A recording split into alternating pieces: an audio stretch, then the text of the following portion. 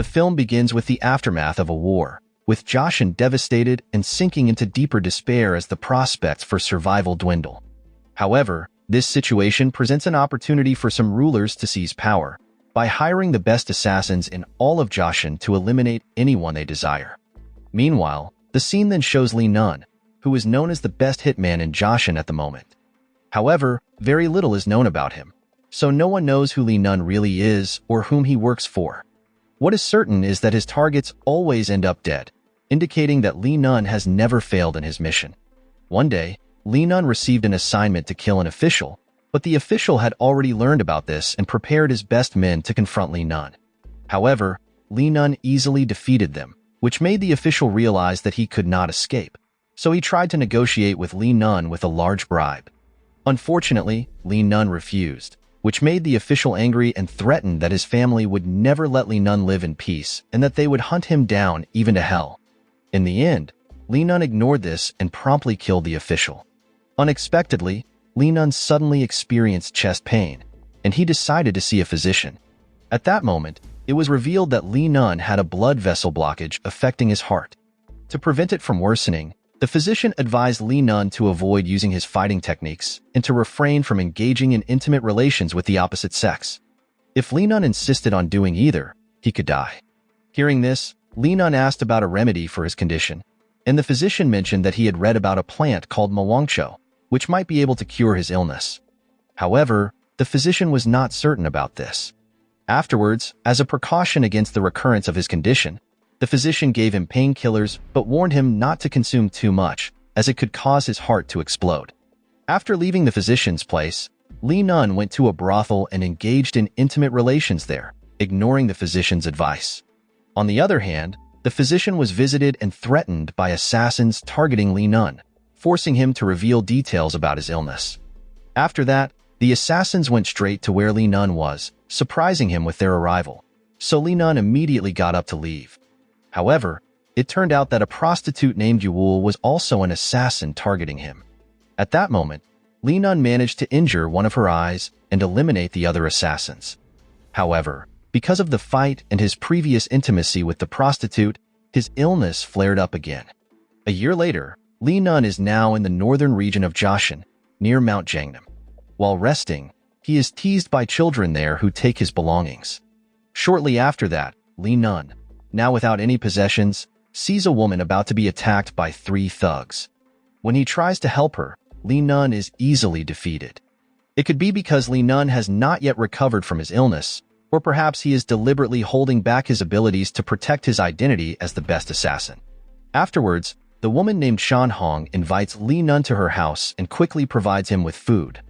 Soon after, Shan Hong's son, Cheelbok, arrives and scolds his mother for bringing a stranger into their home. Not only that, he also warns her mother to be cautious, as Lee Nun could be an opium addict. After finishing his meal, Lee Nun thanked her and said that he would repay her later. However, Shan Hong held him back from leaving because she wanted to make Lee Nun her servant. It turned out that her house was not just her residence, but also her private restaurant. After that, Lee Nun began doing everything Shan Hong ordered, from wiping tables and delivering food to chopping firewood. That night, with nowhere else to stay, Lee Nun was forced to sleep in Cheelbok's room. At that time, Cheelbok was engrossed in reading his favorite novel, a story about a hitman. Innocently, he said that the hitman could fight many bad people and make women fall for him. And for this reason, Cheelbok aspired to become a hitman and make money by eliminating bad people. However, Lee Nun responded by asking what if those people were not actually bad. It turned out that this was a question Lee Nun had asked himself in the early days of his career as a hitman. The next day, Lee Nun went to look for his lost belongings and eventually arrived at the place of a blacksmith named Chanbo. Although just a blacksmith, Chanbo seemed to know a lot about everything. In fact, he immediately recognized the person visiting him as Lee Nun, the best hitman in Joshin. After hearing that Lee Nun was looking for his belongings, Chanbo retrieved them while apologizing for the behavior of the neighborhood children. Apparently, some of Lee Nun's money had been spent by the children to buy food. What shocked Lee Nun was when Chanbo asked about his health, as if he knew about the illness that Lee Nun was suffering from. Hearing this, Lee Nun finally asked Chanbo for help to get the mshorror for his illness, because from the information he had, the the plant could be found on Mount Jangnam. In response, Chanbo agreed to Li Nun's request. However, considering that Mount Jangnam was full of criminals, Chanbo seemed a bit hesitant. Even so, he promised to do his best. Before Li Nun left, Chanbo reminded him not to cause trouble and to live a quiet life, as many people were after him.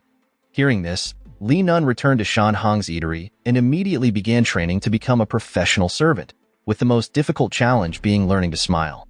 This was something Li Nun almost never did, considering his profession as a hitman.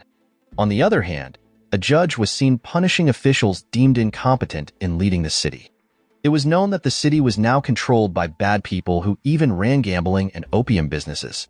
However, so far, there was no evidence to put the perpetrators behind bars, indicating that the officials had been bribed by them. After punishing them all, the judge asked one of the officials named Yi Bang to read a letter from the governor, where the letter stated that a cruel and cunning criminal named Daki had escaped from prison and was heading toward Mount Jangnam. Apparently, the judge was instructed to capture Daki alive before he reached Mount Jangnam. Without delay, posters of Daki were distributed in an effort to catch him. One of these posters was now right in front of Li Nun and Chielbach, who were intently looking at it. As they were about to leave, they were stopped by patrolling officers. Furthermore, since Li Nun was new in the area, he was asked to show his identification. Fortunately, one of the officers recognized that Li Nun worked at Shan Hong's eatery, so they were allowed to go. That night, the judge, who had woken up to relieve himself, was startled by a sword suddenly placed against his neck. The man holding the sword was named Dalgi, who stated that his client, Daki, wanted to return safely to Mount Jangnam. If not, Dalgi could not guarantee the safety of the judge and his family. The next day, the frightened judge told everything to Yi Bang and asked for his opinion. Yi Bang then explained that Daki was the brother of Becca, the boss of the criminals. The two brothers were known for stealing money and supplying opium. Additionally, they were notorious for their lack of mercy and their ability to kill easily. Even the government feared them because they had many connections with martial artists. Shortly thereafter, Yi Bang was seen meeting with the criminals who were Becca's subordinates. At that time, they were led by a man named Chumsop, and Dalgi was also seen watching from a distance. When Yi Bang and Chumsop were alone, it was revealed that Yi Bang had made a deal with Becca, where he had agreed to ensure Dachi's safety in exchange for a reward that Yi Bang had already received.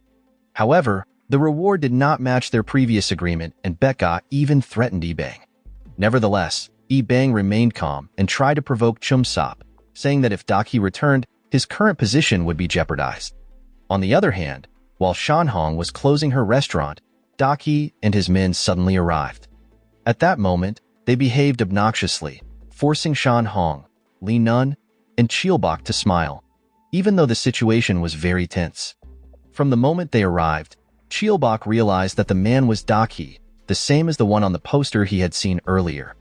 When Daki called Chielbach over, intending to pay him with his money, he suddenly stabbed him, revealing that Daki was the one who had killed his father in the past.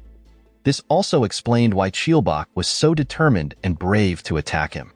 However, Daki managed to block the attack with his hand, became enraged, and decided to attack Chielbach. Suddenly, Li Nun intervened, showing some of his skills to save her, and thus, the two assailants were defeated. After the incident, Li Nun initially planned to leave and told Shan Hong to report what had actually happened.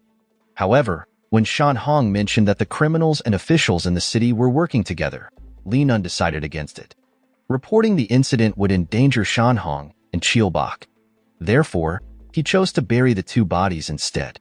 The next day, Yi Bang received news that Daki had not arrived at his hideout. Knowing this, Yi Bang decided to set out on his own to find out what had happened to Daki. Shortly thereafter, he arrived at Shan Hong's restaurant to rest. However, after taking a few bites of his meal, Yi Bang was startled by the appearance of Li Nun, whom he had never seen before. Seeing this, Shan Hong explained that Li Nun was a servant working for her.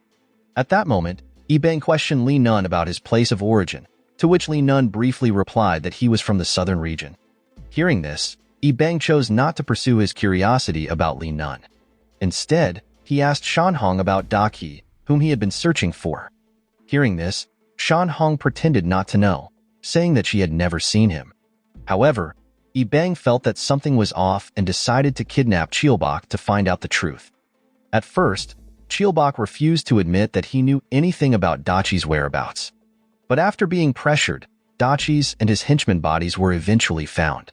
Seeing the wounds on Dachi's body, Yi Bang realized that the person who had killed Dachi was not just anyone. The next day, Yi Bang visited Chanbo, the blacksmith whom he believed knew a lot about everything. However, when questioned, Chanbo remained silent and claimed to know nothing about the person he was referring to.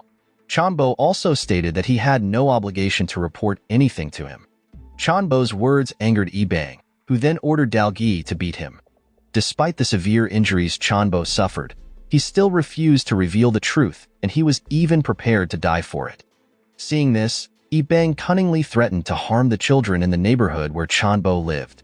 This finally forced Chanbo to reveal the truth, and Yi Bang learned that the person who easily killed Dachi was the best hitman in Jiaxin, named Li Nun. That night, Li Nun and Shan Hong, who were anxiously waiting for Chilbok's return, were shocked by the arrival of Yi Bang and his men. At that moment, he accused Li Nun and Shan Hong of being involved in Dachi's death, where Yi Bang also said that as an official, he could kill Li Nun and Shan Hong for this. Even if they didn't do it, Bet Ga would surely come to kill them, as Dachi was his beloved younger brother. Apparently, the only reason Bet Ga hadn't done so yet was because he had prevented them from coming down the mountain. With his connections to the criminals, Li Nun couldn't afford to act recklessly.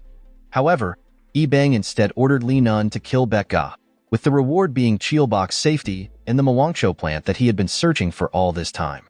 Shortly after, Chanbo apologized for revealing information about Li Nun, including his illness. He said that he had no choice and was now ready if Li Nun decided to take his life. However, Li Nun simply asked Chanbo to tell him who Yi Bang really was. It turned out, Yi Bang was once the head of swordsmanship in the Anbian region. Currently, as a government official, Yi Bang is secretly still controlling swordsmen and running an opium business. As a result, many people have fallen into debt, and Yi Bang seizes their land and families to sell.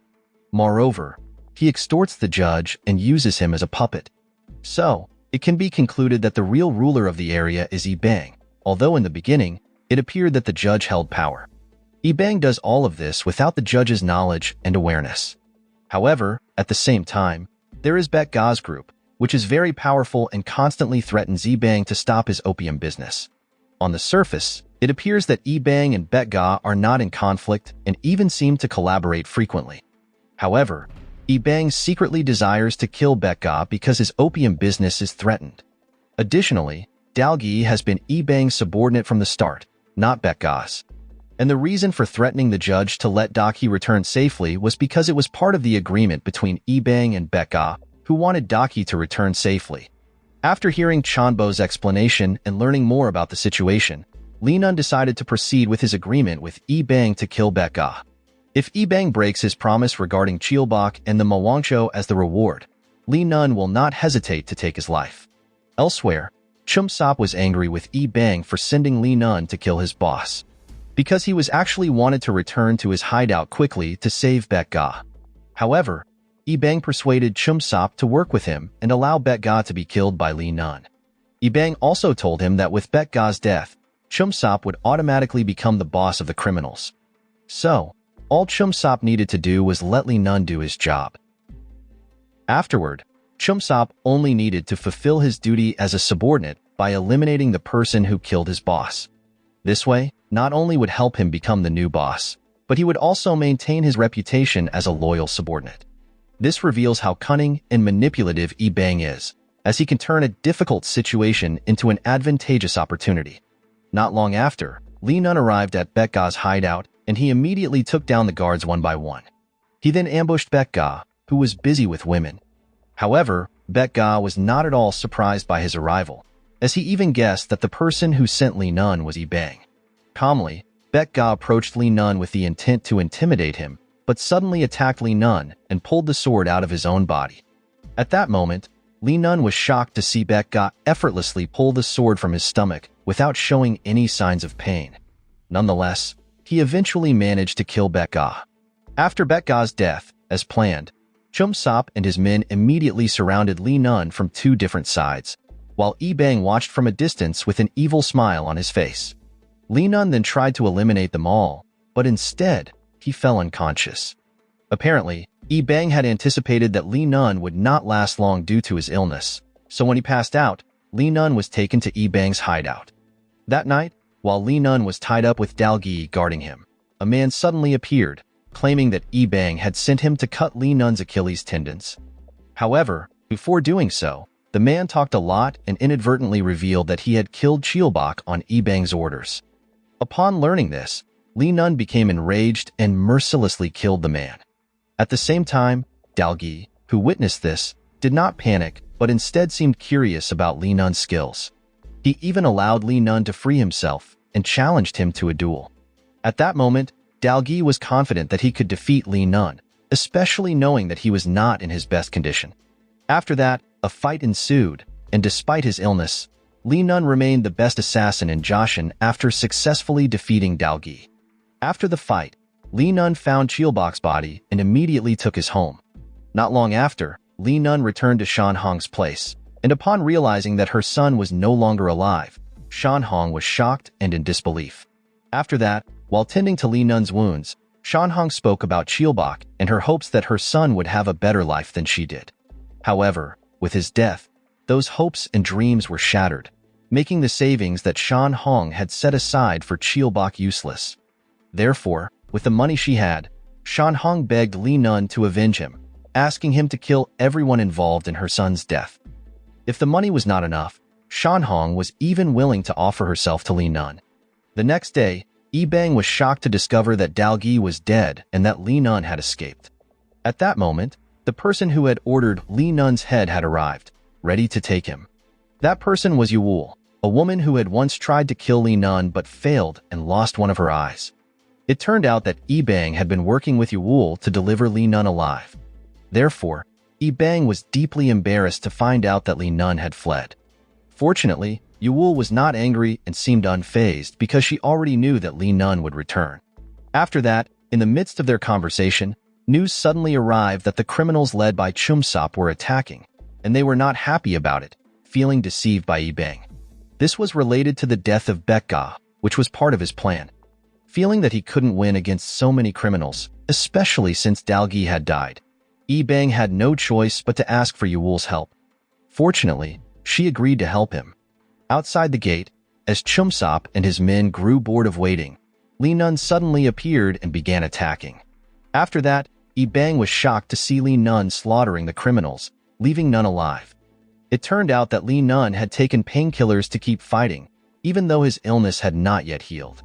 He did this to complete his mission, despite knowing that his heart would explode if he took too many painkillers. After Li Nun had killed many of Yi Bang's subordinates, Yuul then revealed her secret power.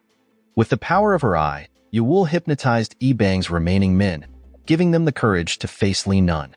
Even those who had already fallen were revived by her power. Despite this, Li Nun used all his strength to break through and nearly injured Yuul. Just when it seemed like Li Nun wouldn't survive, he suddenly gained additional strength and pointed his sword towards Yuul.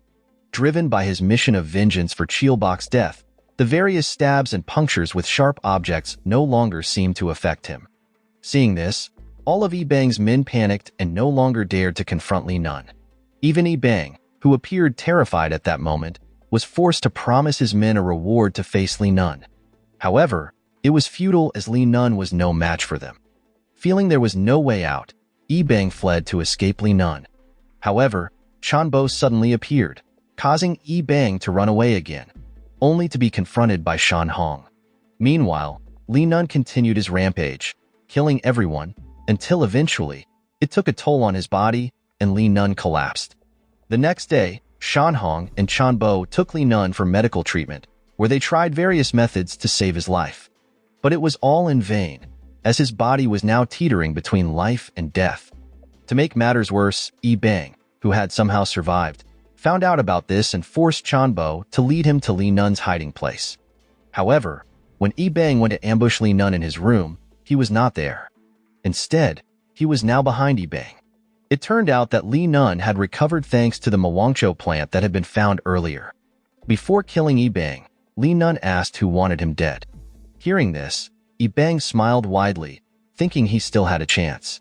So, he offered to trade that information for his life. However, Li Nun refused the offer and killed him immediately. Moral lesson from the story: don't ignore your doctor just because you're a famous assassin. Otherwise, you'll end up in more trouble than your enemies. Even hitmen need to listen to their doctors if they want to avoid dying of a broken heart.